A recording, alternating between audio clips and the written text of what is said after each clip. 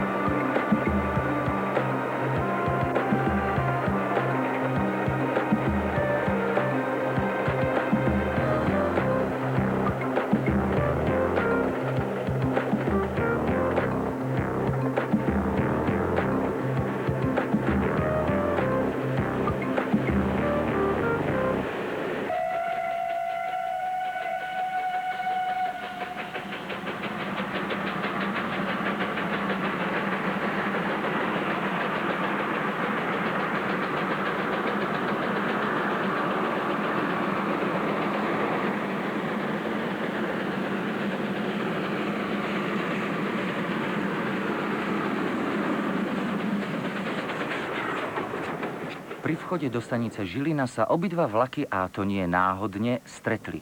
Nasleduje jeden z bravúrnych kúskov organizátorov i oboch rušňových čiat. Súbežná jazda na dvojkolajnej trati do Vrútok. Ideme vybehnúť. Chod, ty choď ako chceš, aby sa nezašpíval. Ja musím vybehnúť. Vysielačku ti dal? Nie, ja si ho budem strážiť. Máme z jednej úrovni, nikto nič nepovedal, tak ideme v jednej úrovni. Takže ja ho budem vidieť. Dobre. Pri tom triafani tej 30-ky to sa netrafí, rozumieš? To sa nedá prosím.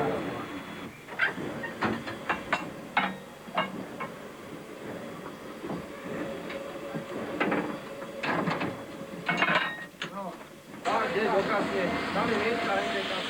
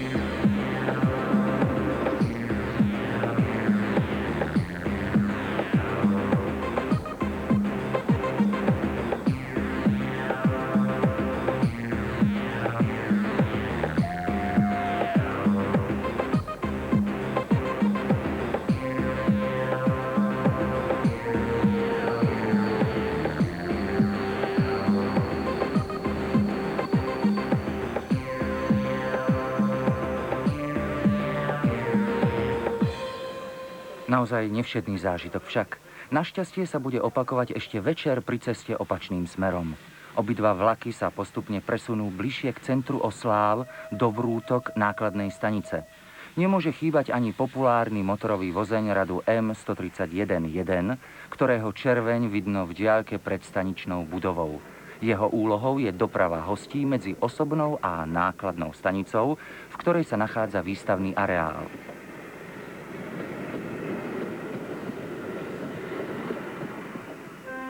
Vráťme sa však ešte raz pod starobilý hrad Strečno. Svoju premiéru po dôkladnej renovácii tu absolvuje elegantný motorový vozeň radu M274 004 Modrý šíp. Je jedným zo 14 kusov tohto typu, vyrobených Škodovými závodmi v Plzni v rokoch 1934 až 36. V meste Piva aj v roku 1959 doslúžil. Vozeň vidíme v závese vlaku, ktorý vedie motorová 262. Aj ona je nakoniec už historickým motorovým vozňom.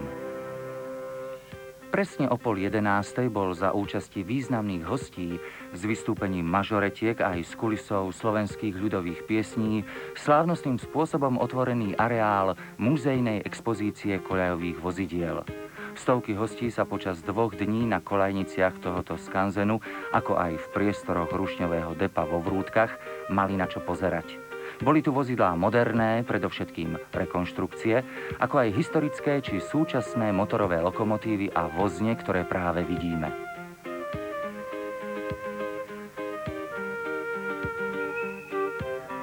Tu vidno vrak ďalšieho motorového vozňa, ktorý patril pred rokmi k Modrým šípom.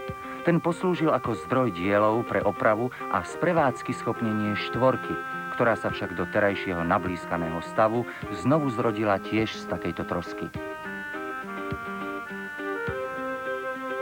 Do tretice zavoňal vo vrútkach dymom tento lokálkový vláčik.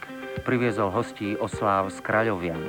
Ľahké vozne s drevenou skriňou a sedadlami majú na čele malý tendrový rušeň maďarského pôvodu 310-433. Využíme teda voľnú chvíľku a pozrime sa do kuchyne.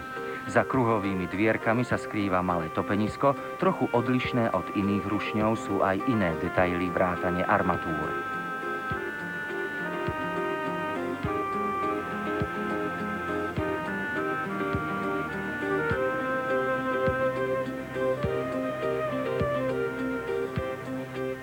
Výrobný štítok prezrádza pre slovenské rušne minulých 10 ročí typický pôvod.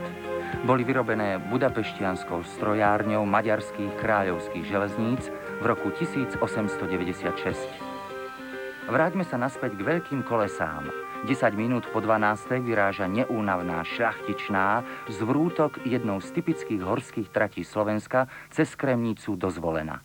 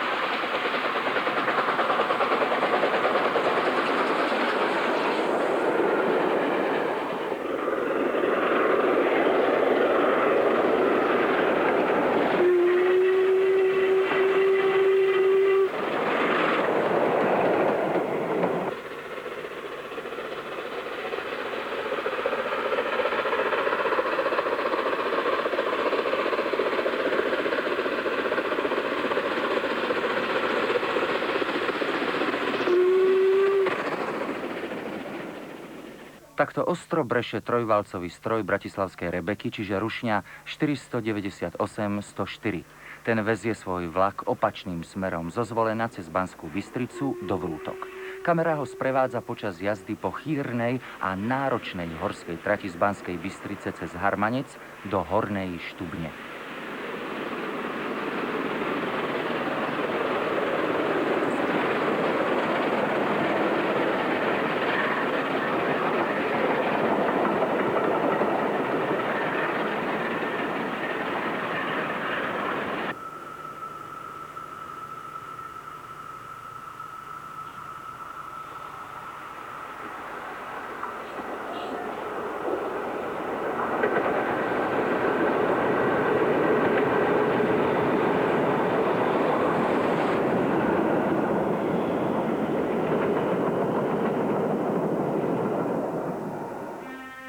Rovnako zaujímavá výstava vozidiel sa konala cez víkend 8. a 9. augusta v Rušňovom depe Zvolen. Aj tu, v srdci stredného Slovenska, bolo možné vidieť celý rad zaujímavých železničných vozidiel, medzi ktorými boli aj také, ktoré prišli až od južných susedov z Maďarska.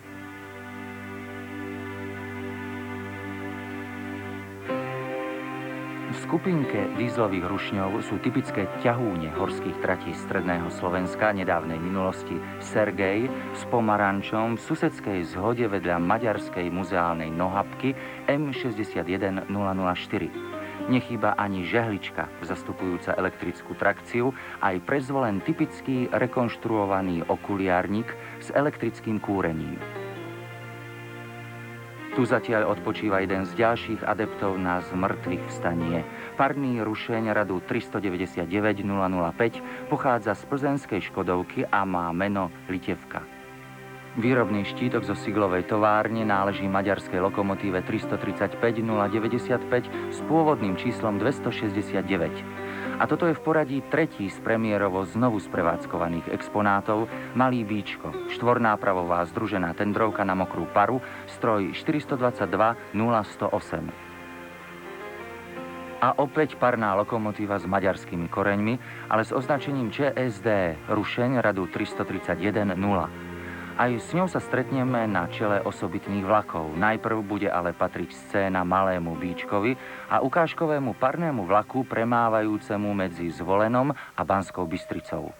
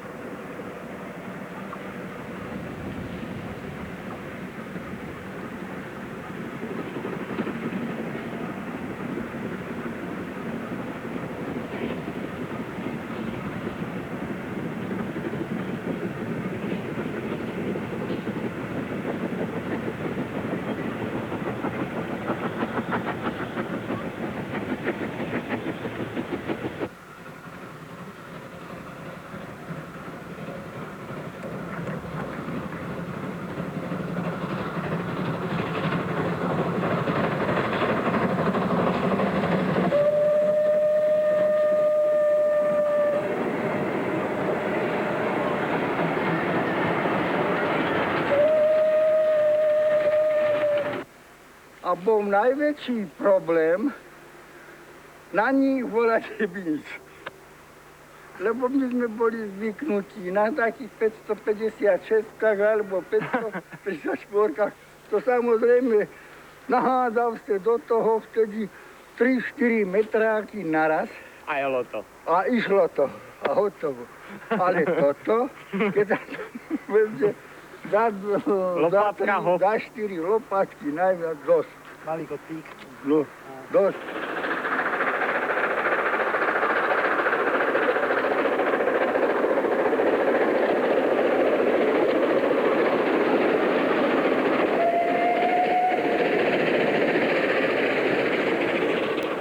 Horúčava augustového víkendu sa stráca a aj my sa pomaly musíme rozlúčiť s prvou tretinou osláv pod kulisami čarokrásnych stredoslovenských hôr. Na týchto záberoch sa vrútocká šľachtičná vracia harmaneckou traťou domov.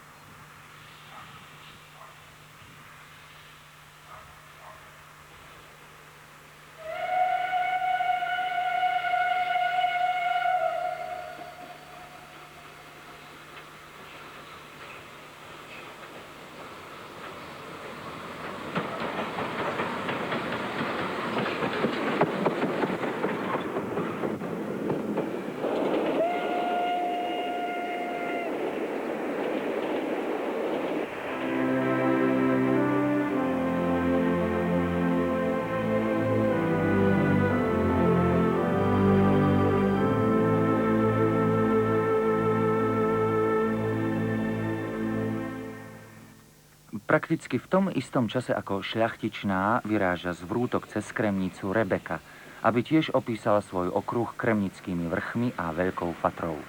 Tu, počas krátkej zastávky v Turčianskych Tepliciach, si tmavomodrú rýchlikovú princeznú môžeme prezrieť zblízka.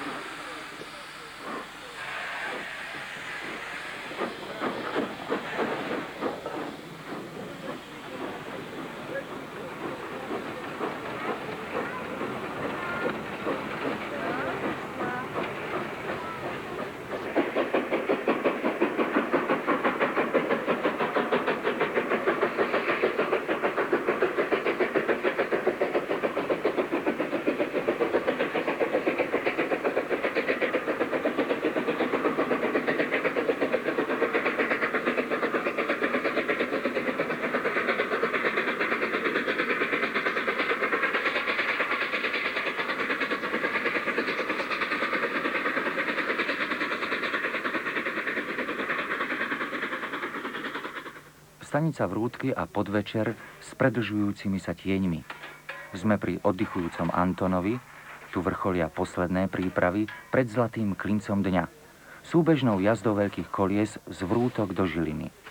Slnko stráca na svojej sile a farby prechádzajú do odtieňov červenej a zlatej.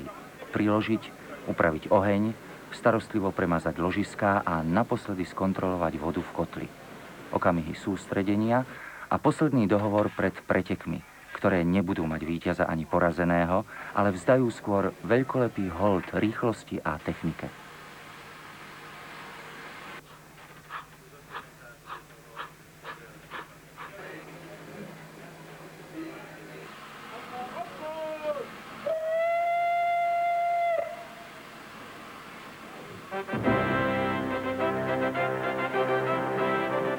Namiesto štartovacej pištole zdvihnutá výpravka a pretek za zapadajúcim slnkom sa začína.